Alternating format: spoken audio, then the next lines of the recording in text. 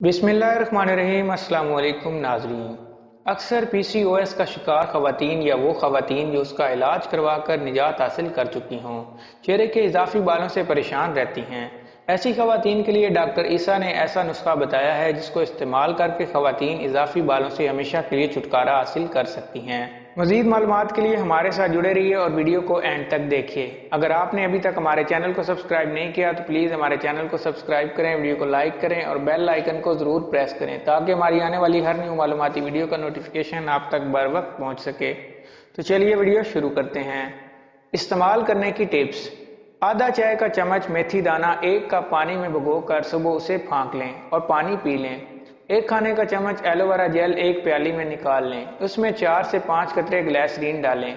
अब इसमें 1 चुटकी हल्दी और 1 चाय का चम्मच लीमू का रस डालें। फिर इसमें आधा चाय का चम्मच विटामिन ई ऑयल शामिल करें और अच्छी तरह मिक्स कर लें और जहाँ जहाँ इजाफी बाल हों वहाँ लगा लें। इस टिप को कम अज़ कम 5 से 6 महीने इस्तेमाल करें, चेहरे और जिस्म के इजाफी बाल ख़त्म हो जाएंगे। अगर आपको हमारी ये वीडियो अच्छी लगे तो हमारे चैनल को सब्सक्राइब करें, वीडियो को लाइक करें, शेयर करें। Thank you.